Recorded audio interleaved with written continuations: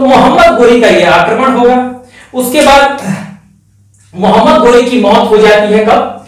1206 AD में, 1206 AD में। और 1206 एडी में डेथ होने के बाद उसका एक स्लेव, बहुत ही इंपॉर्टेंट और बहुत ही कॉम्पिटेंट स्लेव यानी कि गुलाम कुतुबुद्दीन ऐबक, वो दिल्ली सल्तनत की स्थापना कर देता है। ये हमने बताया, यही दिल्ली सल्तनत की स्थापना करेगा।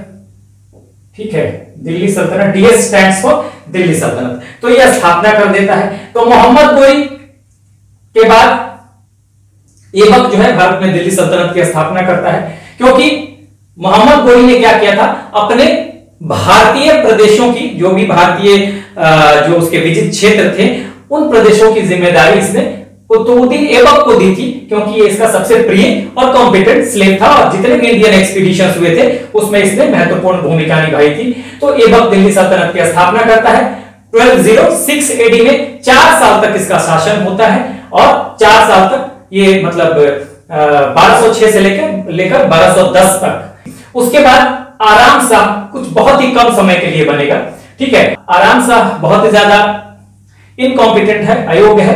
तो जो दिल्ली के लोग हैं, दिल्ली के नोबल्स हैं, वो इल्तुतमिश को बुलाते हैं। ये इल्तुतमिश उस समय बदायूं का इक्तादार है।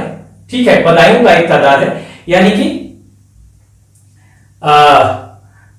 बदायूं का गवर्नर एक तरह से। इक्ता को मैं समझाऊंगा, आज हम समझेंगे। और फिर इल्तुतमिश जो है शासक बनता है। ठीक है, तो ये इल्तुतमिश के बारे में मोहम्मद गोरी, ठीक है, मोहम्मद गोरी आता है, भारत में आक्रमण करता है, भारतीय प्रदेशों की जिम्मेदारी ऐबक को देता है। ऐबक 4 सालों तक शासन करता है, 4 वर्षों तक। उसकी मौत होती है, फिर आराम शाह आता है और आराम शाह के बाद ये इल्तुतमिश आएगा।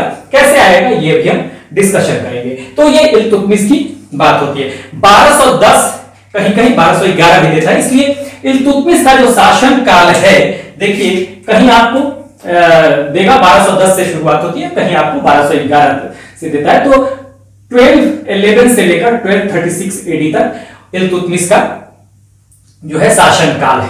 ठीक है, तो गुलाम वंश, दिल्ली सल्तनत का पहला वंश गुलाम वंश, और उसका एक बहुत ही इंपॉर्टेंट पर्सनालिटी, कहीं कहीं कभी कभी एग्जाम में अर्थ मीनिंग भी दे देता है कि इल्तुतमिश का मतलब क्या है। तो इल्तुतमिश का मतलब है साम्राज्य का रक्षक। ठीक है, डिफेंडर ऑफ या प्रोटेक्टर ऑफ द एम्पायर। तो ये भी आप याद रखिएगा, कई बार एग्जामिनेशन में ये ट्रेंड बनता जा रहा है कि कई बार नाम का अर्थ पूछ देता है।